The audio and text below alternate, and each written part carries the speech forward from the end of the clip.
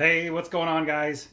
So we're live. I'm doing a free coaching call for everybody inside the free community that we have at Master Passive Income. I just realized there are so many people that have so many questions, and I thought it'd be great to answer them. And as people are jumping on, I have a few questions from people who are all right. We got some people jumping on. It's great to see you guys. And as you're jumping on, what I'd love to know is where you currently live. So whatever, like I'm from Phoenix, Arizona, originally from California, moved to Phoenix, live here now, and I want to know where you're from. So in the comments, write down where you're from, and I'd love to also hear. Hey, there's Nick. I also would love to hear how you found out about Master Passive Income. You know, I have my podcast, I have my articles, have my books, and also YouTube as well. But yeah, so right in the comments, and I have a few questions already, and we're going to get to your questions in just a second. But I want to know where you're from, number one.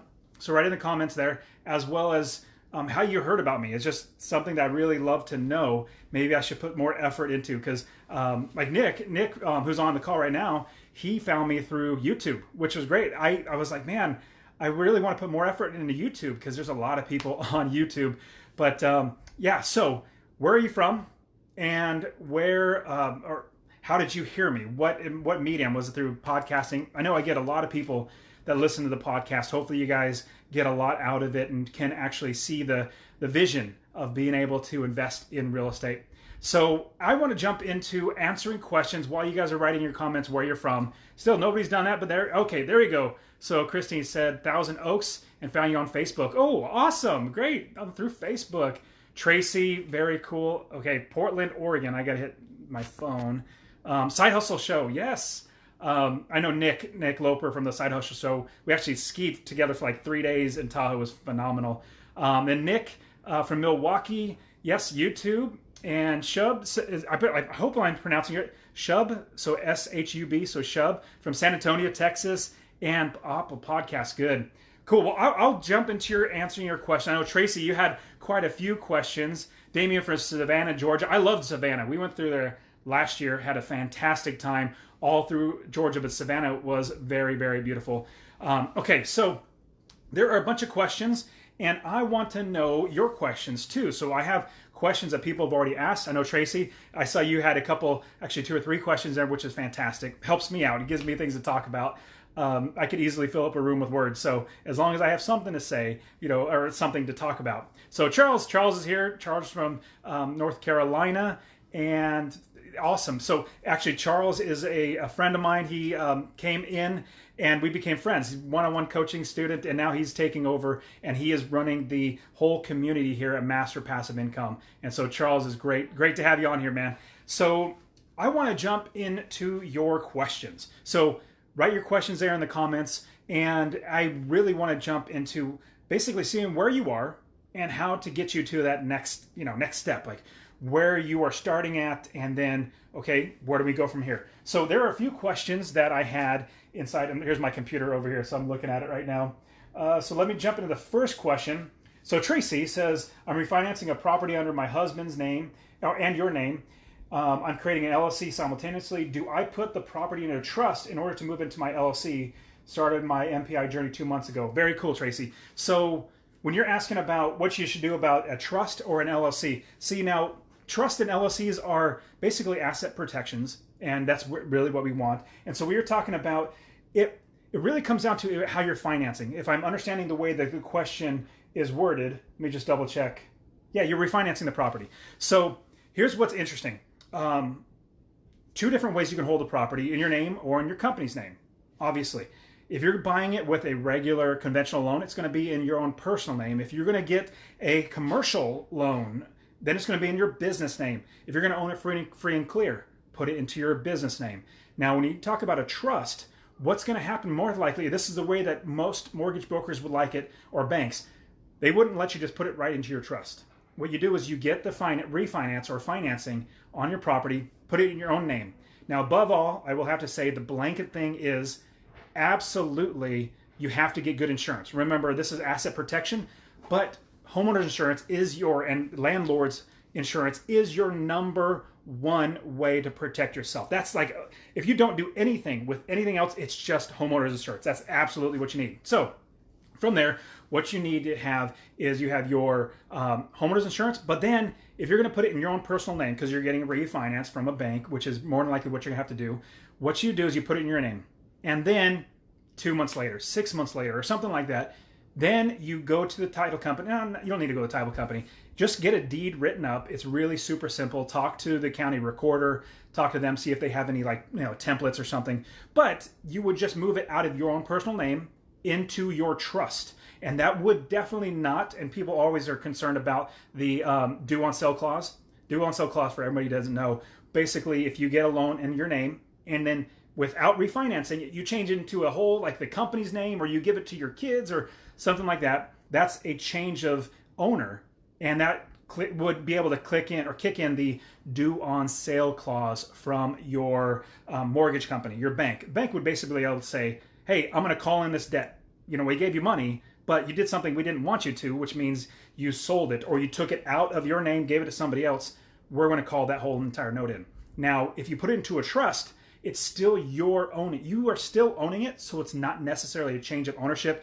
It's a trust. So that's the process that I would do is, Rosemaria, investor here from San Antonio. Awesome. Thank you. I'm so glad I got your email that you wanted to jump into I'm glad you got in here. So to follow up with that, put it into your name, refinance it or finance it, put it into your name.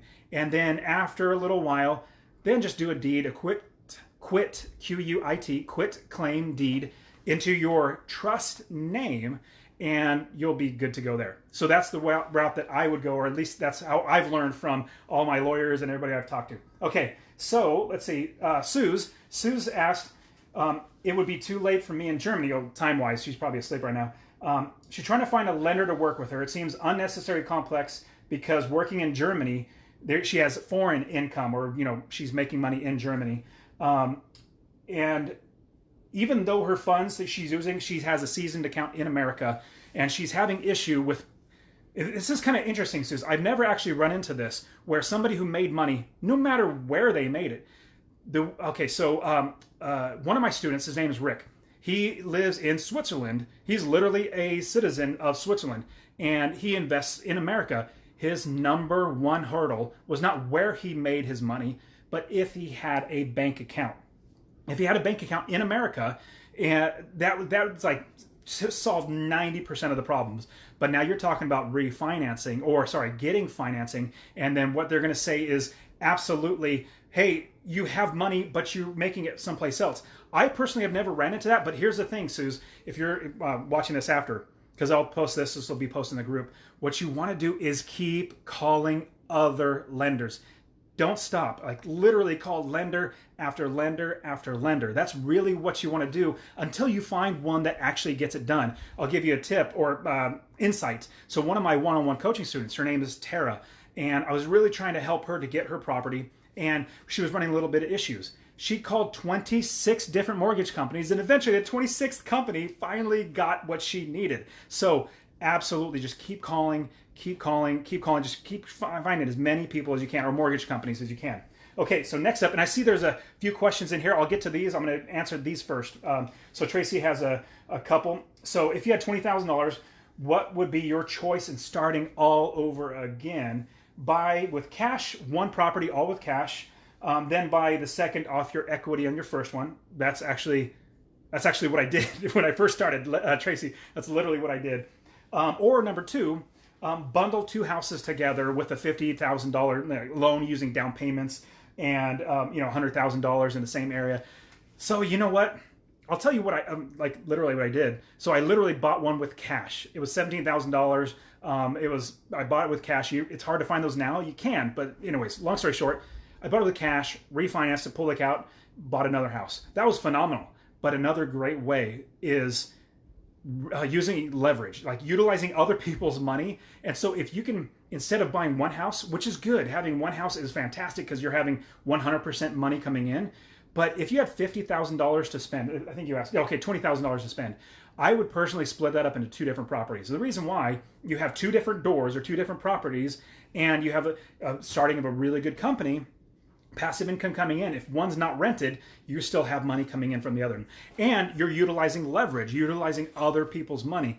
But at the same time, like what you're saying is, if you were to use the equity after the first one, you bought it, wait a little bit, fix it up, and then you had equity in it, then you can refinance and pull cash out. That's going to take a lot of time, or a good amount of time, at least 6 months, if not a year. So my opinion, I would go the second route, where I would take that $20,000, use that as down payments on smaller homes, like maybe $50,000 homes, $60,000 homes, get 2 of them, and then I can continually roll that in.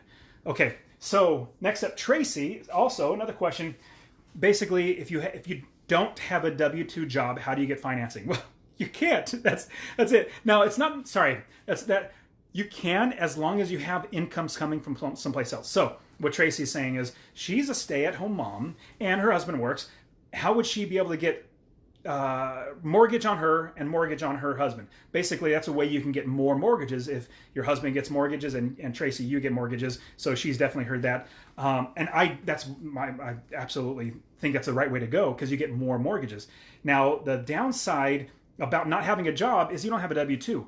But what banks really are most worried about, number one, not losing their money. They don't want to lose their money. But number two, they want to make their money back. As long as you can show that you can repay your loan, you'll be fine. So let's say you get 10 properties under your husband's name and you're the manager. Well, you're the manager. That's your W-2 job. Even though you're staying at home with the kids and all that sort of stuff, that's your W-2 job. So it looks like this company that you have for 10 properties under your husband is now paying you, and you can get 10 more properties underneath yours. Hopefully that makes sense. That's the route that I think would be the best way to go. Okay, so Charles has a question about private money. He says, I have a private money lender who wants me to pay for all closing costs, including his lawyer and legal fees and review fees. My lawyer will be preparing a simple contract and thinks it should only take an hour for my lender's lawyer to review it. But my lender's lawyer is saying take 4 to 5 hours. How would you negotiate that, or would you do a fixed cost? Well, knowing lawyers, they're probably going to cost or charge like $100 an hour or $200 an hour. No, that's absolutely ridiculous, unless the deal is not going to go through and you know it's going to be a good deal. If it's going to cost a little bit of money, then yeah. But here's the thing, Charles, what you literally need to do is just keep negotiating. And if it's not going to go through, well, 2 things. If it's not going to go through, if this money lender is not going to work out, be fine. I want to say if. Right now, because you know there might be a little bit of an issue with this one hard money lender with the fees, and they might want like $2,000 just for reviewing the documents, which would be ridiculous. I would be okay, lawyers. I'd be okay with spending like maybe $200 or $300 on paying for a contract. But here's the thing: you could say no. Literally, just say no. Like, this is not it. And at the same time, you see a little bit of issues coming up. I would be going and finding every other financing possible, everything from private money or another hard money lender, or bring it to this group and say, hey guys, I have a deal. What do you guys think? Anybody want to jump in on this with me, or something like that? Maybe be a lender or something. That's what I would do. Is I would do many things at one time. I don't rely on just one. And so everybody, I've said this many times, definitely need to say it again. If you get into hard money lending, you want, or borrowing from a hard money lender, you need to have your out of the hard money before you get the hard money. You need to plan how you're getting out of that hard money before you get into it, because it's going to be maybe 3, 6, maybe 12 months at the very longest that they're going to give you in order to get their money back. And so you absolutely need to make sure it's already said and done.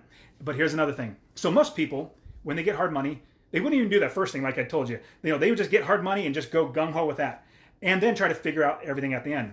What I'm telling you is we want one backup. Like, if that doesn't work, or sorry, not if that doesn't work, when that works, how do I get the money out of the hard money lender into something else? That's what I tell you. Most people don't even tell you that. But what I'm also going to tell you, you want a second backup. I personally, I love hard money, but at the same time hate it. It's like a love-hate relationship. But I don't get deals unless I use that hard money. So I continue with the hard money. But I always have 2 backups, not just one, knowing I'll be able to get out. And this is what you're going to do. You're going to talk to whoever it is you're working out with, the mortgage broker or private money. You say, hey, this is the deal. I have a hard money lender. I'm buying with hard money. I need to get out of it within 3 to 6 months. X, Y, and Z. This is the entire deal. Can you get me out of that and get into a long-term loan? literally be as transparent as possible, so there's no like, oh, you didn't tell me about this. Like, no, I did. I literally told you. But then you also have a second, like a backup, because we do not want to get stuck with hard money lenders.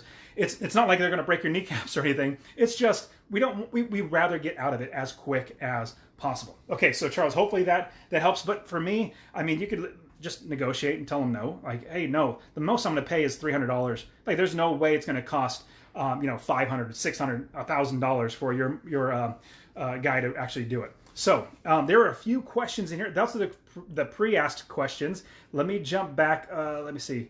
So my camera might be moving a little bit. Kyle, in Ireland. Yes, in Ireland. I think that's the country, Ireland. I actually love Ireland. I went through Ireland 2 years ago. Went through the Cliffs of Moher, if it's the right island. But the Cliffs of Moher were so amazing. I'm going to go back there eventually. I literally could not leave. It was that amazing, breathtaking. But very cool. So problems mostly with POA to sign for a house as I pay it in cash. What do you mean by POA? Sorry, I don't know what the POA means. For some reason, if there's a real estate term, it's not coming to my brain what POA actually stands for. Kyle, so if you write that in there, that would help me out. Okay, Christy says, also interested in how to figure out asking price to make passive income. So I love this. With all my students, what I love to do is show them how to negotiate. I don't know why. I love negotiating. It's so much fun. It's like a game where it's almost like chess, or you're playing poker or something like that, where you're working with the seller or the seller's realtor, and you're negotiating. Like, they're here, you want them to come down to here, so we start here and then work our way up. The biggest thing I'm going to tell you, Christy, is what I would do, or this is how I do it. You have like an internal feeling of, well, I'm going to put in this offer. This will be a good offer. Yeah, that feels pretty good. That's not the right offer. You want to put in the offer that makes you feel uncomfortable. You're like, oh, that's way too low. Like, I'll give you an example. Like Charles, who's on here, I think there was one recently. I think it was like $70,000, or maybe like 60. I can't remember the exact numbers. But I said, hey, Charles, what's your top dollar? He says, my top dollar is $36,000 or something like that. And it was like, cut down almost in half. He said, well, we got to start much lower than that so we can work our way up. Long story short, negotiating actually got him, he's under contract for this property for $36,000. It's going to, I think it's cash flowing like $400 a month. I think it's like total rent is $850. Phenomenal deal. So my opinion, when you feel uncomfortable, Christy, that's the right amount that you should pay. Because here's the thing, we're not twisting anybody's arm to sell us their property. Like, we're literally helping them out. I mean, if they can't sell the house for that price, they're going to say no, which is totally fine. We're not going to make them sell it to us. So that's my opinion. What we want to do is make sure that we're making money. But here's when you're asking about passive income, you want to make sure you're running the numbers. You want to make sure you're making $250 or more in passive income. If you're making $250 or more in passive income from every single property, you're going to do well. So adjust your price that you're going to be able to offer. The max dollar amount, adjust it accordingly. So whatever it is that you're going to get to $250 a month, make sure you lower it or get it to that point, and don't go above that. We don't want to go above that. Okay, so let's see. Oh, Rosemaria said, I need to be one of your students. Yes. I love working with all my students. It's just fun. It's just fun for me. So yeah, I'd love to work with you as well. What I do have is I have a couple things. I have one-on-one coaching, which I work with students one-on-one, as well as I also have group coaching where I literally do this. I have a 90-minute group coaching call. We have a bigger community. We have accountability groups. We have like 5 courses. It's called the Real Estate Wealth Builders, so I have that as well. And because you guys aren't here, maybe I can give you guys some sort of a discount for jumping onto the Real Estate Wealth Builders, which would be great to have you. But hopefully you guys get excited, because I just get so excited seeing you guys getting excited about this, because it's real estate's fun, but it's also what it affords me to do. Live my life how I wanted to do it. Actually, let me see if I could turn the camera a little bit. This is the Horseshoe Bend. And there's my kids. We love to travel. So there's my kids at the Horseshoe Bend here in Arizona in the Grand Canyon. And we love to travel. And I can just travel because we have the money, we have the time. So I wanted to see you guys do that. Okay, so yes, I'll definitely figure out something there, and we can definitely work that out. Rosemaria, actually send me an email directly and we can see if we work something out. 203K loans. finding the right property and how to. So there's that's a big ball of wax there. 203K loans. I personally have never done that. I've never actually needed to, but it's a tool. It's a tool in all of our investor tool belts as an option for us to be able to do anything in our business, from rehabbing the property to buying the property. It's one of many tools, just like hard money is another tool. And the thing is, it's not one way to do this business. There are so many ways to do it. Everything from hard money to the 1003K loans, VA loans, FHA loans, or seller financing. There's so many great ways to do it. Now, how to do all that, there's so much. So inside the courses that I've created, I walk you through all that sort of stuff, so we can talk about that later. Okay, Kyle said, what cap rate do you find acceptable in today's market for a B property in a neighborhood? So number one, blanket, I'm not a numbers person. When you talk about cap rate, I'm like, oh, my brain hurts. I'm just not a numbers person. And which is hopefully good news to you, because I'm not that smart. You guys are all much smarter than me. And if I could do it, you could absolutely do this. So when I think of cap rate, it's not necessarily something that goes in my brain. What does go in my brain so much easier is the cash on cash return. Basically, I want to have cash on cash return where however much money I put in, I want to make sure I get a good amount out. But also, the bigger one out of all of it is price to rent ratio. I do not want to pay $300,000 for a house and only make like $250. I'd rather pay $60,000 for a house and make $250,000 or $250 a month. I'd much rather do that. So I look at price to rent ratio and also cash on cash return. I know I have some students that literally put no money down into deals, and it's definitely in a more advanced strategy. We work through all those planning and strategizing and actually working with sellers and private money and all that sort of stuff. But no money down deals are absolutely possible, but it is a lot of work. I mean, it is a lot of work. So the reason why we wait on the low and no money down deals for a little bit more advanced is because there's so much work. We need to build the business first. But to answer your question, Kyle, or to basically go after the cap rate, what I look at is on cash return, as little money out of my pocket as possible, as little price point or purchase price as possible, with a minimum of $250 a month. So sorry, that doesn't help you. I mean, I could say, yeah, let's get 9%. 10% or 8% cap rate. But in the end, cap rate isn't the best for single family homes. It can be used, but what I look at is how much money comes out of my pocket versus how much money comes in. All right, so Kyle, so how do you feel about leverage when you're nearly 60? We have 4 paid off homes, but now I'm considering financing for other houses as I'm nearly out of cash now. I love it. I think it's fantastic. As long as the bank's going to give you the money, a 30-year loan, you could always refinance it. You could always, if you want to put in a 15-year note, you can do that. But at the same time, if it's a good property, if it's making you $250 a month or more, you could literally pass that down to your kids or your grandkids. Even though it's a mortgage, you just call up the bank and say, hey, bank, this is what I'm doing. Or just, I can't remember what the term is, but like that's not like grandfather them. It's a totally different term, but like a parent-to-child exclusion or something like that where the taxes don't go up. That could be another thing. But I personally think it's fine as long as the bank's okay to do it. Because here's the thing, you might not own the house for 30 years. You might only own the house for 10 years. And it's like, you know what? It's appreciated so much. I've made so much money in profit. I want to move up to a bigger house. I'm playing Monopoly. I'm going from buying land, then buying a house, then getting 4 houses, then getting a hotel, and then getting more. We're going to keep doing that. So I personally think it's wise, my opinion, as long as you're getting good debt, putting money in your pocket. Bad debt takes money out. We want to have good debt. All right. Oh, good. Kyle is actually in the country. Awesome. Awesome. So it's not Kyle, it's Wendy. Hi, Wendy. Nice to meet you. I'm glad you guys are in Ireland. We loved driving through Ireland. Northern Ireland was just okay. It was kind of like I was in England still, but the Republic of Ireland was so beautiful. People were so nice. Absolutely love it. Oh, power of attorney. Got it. So power of attorney, well, use power of attorney very, very sparingly. Power of attorney is a big deal. So when it comes to power of attorney, I've personally never given that out.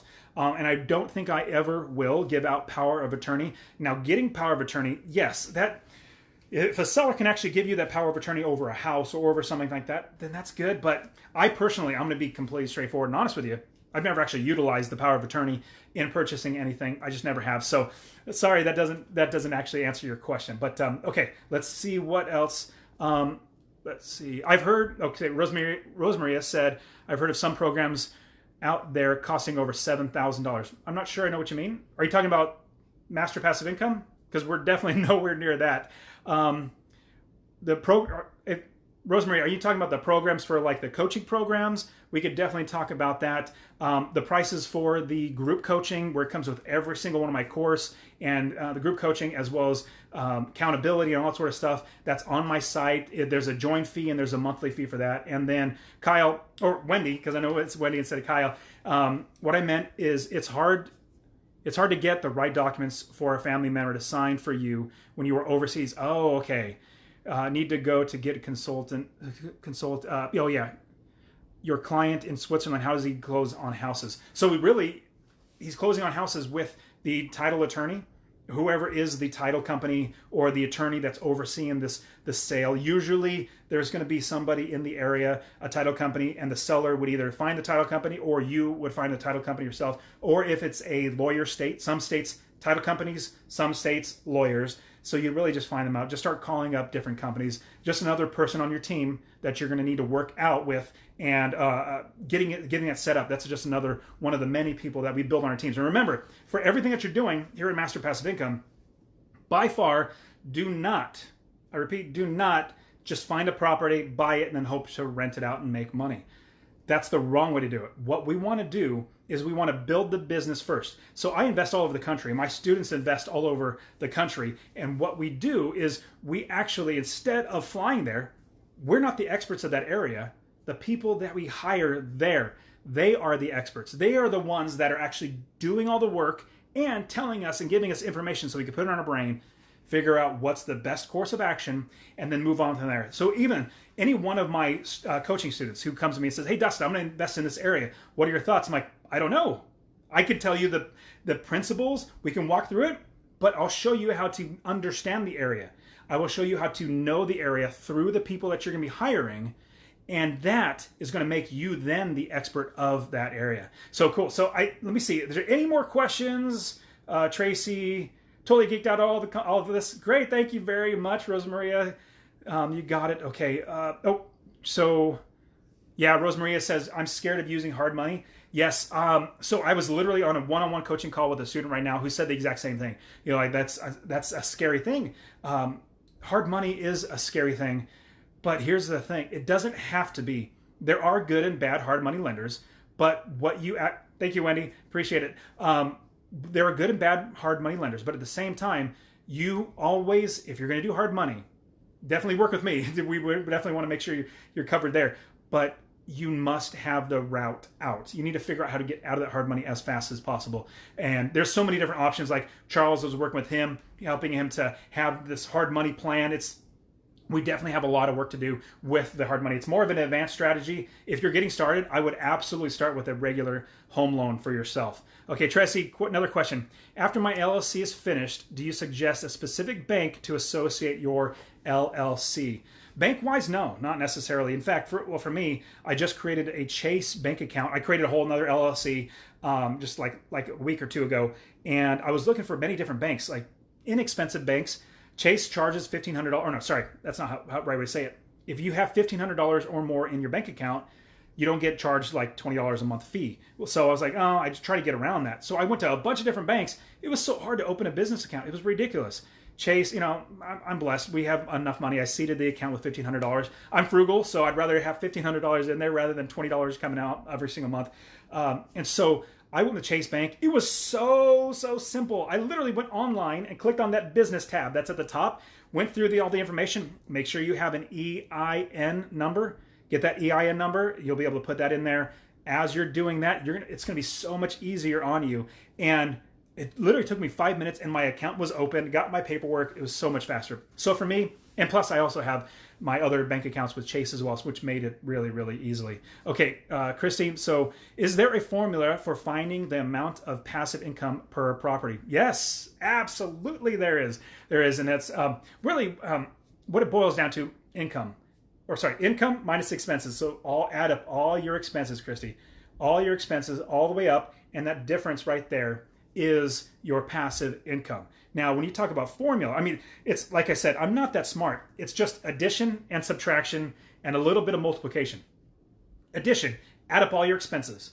They're only fixed expenses like your mortgage, your property manager, your taxes, your insurance. And on my website, I actually have a calculator. Charles, if you're still there, if you could put in a link to the, so if you go, for everybody else as well, go to masterpassiveincome.com, and at the top, you'll see resources. Now, I probably should change it, but it's at the very bottom. So click on the resources tab, scroll all the way to the bottom, like literally just go all the way to the bottom. And at the bottom, you see calculators. My free calculators, I made it and put them up there for you. So you can basically go through that and it'll walk you through the entire process. So you want a formula? It's right there. But remember, it's addition, subtraction, a little bit of multiplication. You add up all your expenses, it's right here. Then you have your income, which is your rent. Subtract this minus this, that's your passive income. Super simple. And then a little bit of multiplication. You know, if you have one property making you $250 a month, that's $3,000 a year. If you have 10 properties making you $250 a month, that's $2,500 a month. That is $30,000 a year. That's a pretty good. And then multiplication. 20 properties is $60,000. Okay, so I guess, we're wrapping up on time. So Wendy, so I was going to say Kyle, but Wendy's here. So do you have each house in its own LLC and separate accounts? Good question. I heard an umbrella policy is also protective, especially if you use a property manager. So number one, I'll just jump to the last part. Umbrella policy. Yes, it's good to have an umbrella policy, and it's not that expensive. Charles, I see you put in there. Thank you very much for putting that in there. Really, really appreciate it. So to answer your question, definitely an umbrella policy is fantastic, especially as you get more 4, 5, 6, and beyond properties. You definitely have it's just extra, and it's a benefit, and it doesn't cost that much. I would absolutely do that. But now, I would not put each property in an LLC. What I do, though, is I go by dollar amount. It's not like 5 properties per LLC, 6 properties, or whatever per LLC. It goes by dollar amount. Whatever the value of each home is, let's say I have 5 homes that are worth $100,000. Well, that's $500,000 total. That's, for me, that's the most I feel comfortable with. If one of those 5, like one of these 5 actually gets, there's a slip and fall and they wanted to, sue, then they can go after all these. $500,000 is the most I'd be willing. Sometimes, I mean, I'm even like, I have an LLC per like $250,000 or $300,000, a lower amount, because they can only attack what's inside that LLC. So what you want to do is, whatever your risk tolerance is, I think I have 10 LLCs or something like that, but you'll find as you start building your business, you'll realize, okay, how do I actually do this in making myself feel comfortable or risk averse? More LLCs or less. And LLCs, it's just a cost of doing business. It's going to be like, I don't know, $120 a year for a registered agent. You're going to pay, if you do like I teach you, you're going to go through Wyoming. This is all, you guys aren't in the course, or at least some of you aren't in the course, but I teach you how to actually set up your LLC, setting up it right, which state to use, how to do it, and all that sort of stuff. If you do it right, it's only going to cost you like, I want to say $50 a month. Sorry, take that back. Sorry, completely wrong. $50 a year for the LLC, and then like $100 to $120 for a registered agent. That's super cheap. But then your other question was bank accounts. Yeah, definitely different bank accounts. You want to separate everything, silo everything out, so if they attack, they can't just jump after all of it. So you guys are awesome. Charles put the link inside there for you guys. I know there might be some other questions. Wendy, no. Well, no. I'm going to quickly answer this question because she asked this question. Have I ever been sued? So number one, no. I personally have never been sued, but my property manager has. And so they're like the buffer. They're the intermediary. So they sued the property manager, not me. In fact, I think that didn't actually work out. Like they said they would, but they never did. But no, I have never been sued. Praise the Lord. I'm very blessed to never been sued. But I have good insurance. If there was ever a problem, I did get sued, I have really good insurance. And I have umbrella insurance. And I have liability insurance. And I just cover everything out. So, all right, you guys, you've been fantastic. I don't know how often I'm going to do these. Probably not very, very often. I reserve these for the real estate wealth builders. I do group coaching with all of them. So if you guys want to get into the real estate wealth builders, I would love to have you guys be a part of it. We have so many great things. Everything from 5 different courses to group coaching like this, to the community, to accountability, all that great stuff. So awesome, you guys. Well, thank you. And Tracy, thank you for saying so. And Wendy, thank you very much. You guys are awesome. And I'll leave this inside the group so you guys can watch it again if you guys want to. So you guys take care. Have a great weekend. We'll see you.